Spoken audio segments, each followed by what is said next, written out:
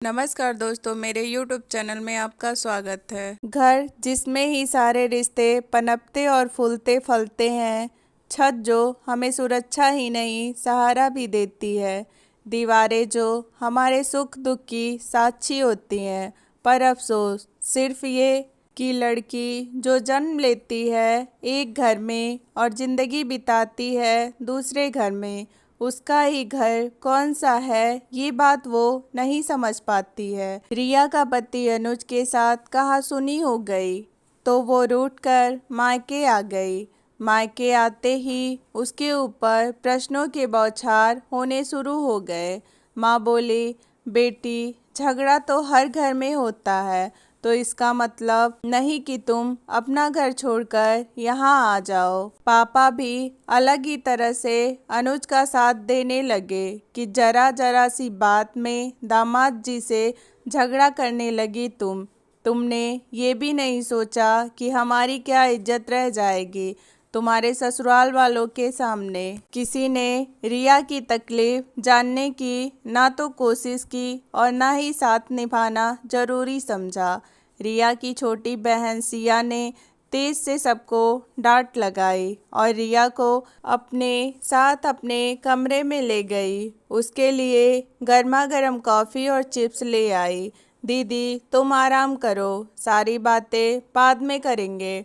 रिया रो पड़ी और बोली, समझ में ही नहीं आया कि मैं इतनी पराई कब से हो गई कि अपने ही घर आने पर मुझे कटघरे में खड़ा कर दिया जाएगा। मम्मी भी समय की नजाकत समझते हुए रिया के पास आकर बैठी और बोली, बेटा तुम बताओ क्या हुआ है।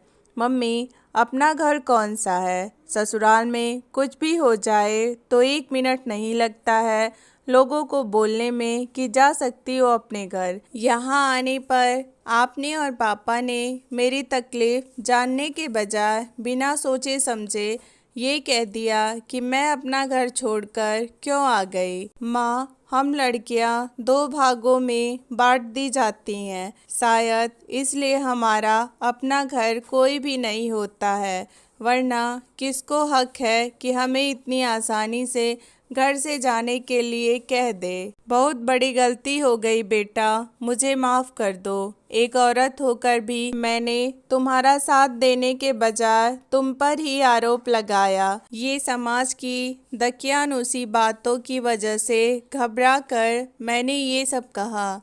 ये घर तुम्हारा है बेटा, तुम जब तक चाहो रह सकती हो। इतने में डोरबेल बजी। अनुज खूब सारी चॉकलेट लेकर दरवाजे पर खड़ा था।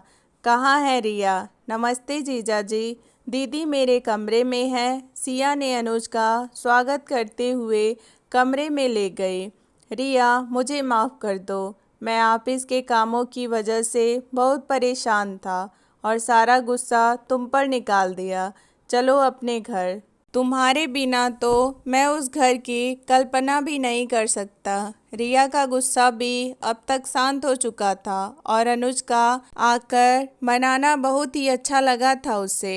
रात का खाना खाकर अपने घर जाने लगी। तब मम्मी बोली, बेटा देखो, ये दोनों घर ही तुम्हारे हैं, पर अलग अलग जिम्मेदारी समाज ने हम औरतों को बांटी है और हम में ही ये काबिलियत भी है कि हम बखूबी इस रिश्तों को सजोकर चले, जिससे इनमें से किसी घर को कभी भी कोई तकलीफ ना हो, क्योंकि किसी को भी तकलीफ होगी तो सबसे ज़्यादा हमें ही होगी। हम कड़ी हैं दोनों घरों के बीच की। रिया और अनुज खुशी खुशी अपने घर लौट आए। दोस्तों, आपको ये कहानी कैसी लगी कमेंट बॉक्स में ज़रूर बताएं। वीडियो को लाइक शेयर और सब्सक्राइब करें। Thank you. मिलते हैं अगली कहानी में।